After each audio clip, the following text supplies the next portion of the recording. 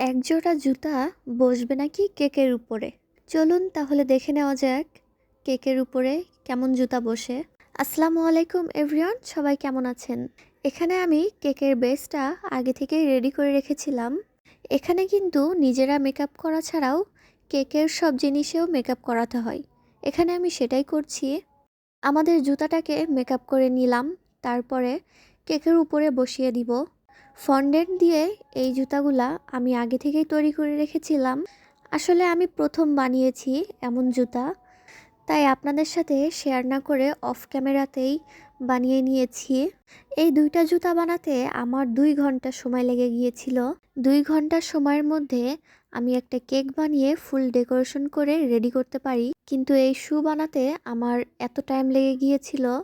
কারণ একে তো আমি ফার্স্ট বানাচ্ছি, অনেকবার ভেঙে যায়, তারপরে আবার রেডি করি, কিছুতেই মনের মতো হচ্ছিল না। আসলে ক্লায়েন্ট যে ছবিটা আমাকে দিয়েছিল কিছুটা তার মতো বানাতে পেরেছি, কিন্তু ছবির মতো একেবারে হুবহু হয়নি। তারপরেও আমার দিক থেকে অনেক চেষ্টা করেছি আমি। তারপরে এই যে নিচে কিছু মেঘ ছিল, সেই মেঘে হি শি অর এগুলো লিখতে হবে, এবং উপরেও কিন্তু আমি মম টু বি লিখে দিয়েছি। এটা কিন্তু নিচে দেওয়া ছিল, কিন্তু নিচে বেশি একটা ভালো দেখা যাচ্ছিল না, তার কারণে আমি কেকের উপরে দিয়েছি।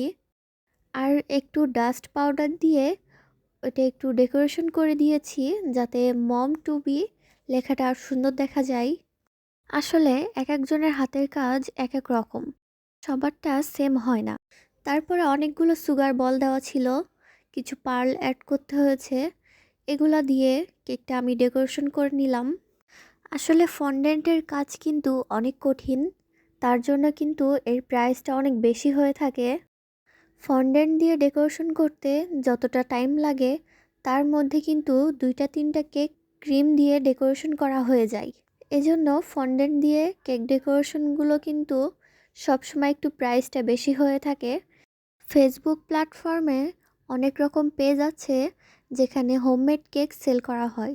সেখানে কিন্তু এক এক জায়গার প্রাইস কিন্তু এক এক রকম। অনেকে হয়তো আমার থেকে বেশি রাখে বা অনেকে একটু কম রাখে, কিন্তু হোমমেড কেকের সব জিনিসের দাম কিন্তু অনেক বেশি হয়ে থাকে। কারণ এখানে যেভাবে আমরা স্বাস্থ্যসম্মত কেক রেডি করে থাকি, অন্য বেকারিতে কিন্তু সেরকম করা হয় না। এখানে এই ফন্ডেন্টগুলা কিন্তু খাওয়া যাবে, আপনারা চাইলে খাওয়া ছাড়াটাও নিতে পারেন, সেটাও আমি আপনাদের ডিমান্ড অনুযায়ী তৈরি করে দিতে পারবো। কথা বলতে বলতে আমাদের কেকটা রেডি হয়ে গেল। সবাই জানাবেন কেকের লুকটা কেমন হয়েছে। পরবর্তীতে এমন কোনো কেকের অর্ডার আসলে অবশ্যই আমি আপনাদের সাথে এই জুতা বানানোর টিউটোরিয়ালটা শেয়ার করব। ভিডিওটা ভালো লাগলে অবশ্যই লাইক, কমেন্ট এবং শেয়ার করবেন। সবাই ভালো থাকবেন। আসসালামু আলাইকুম।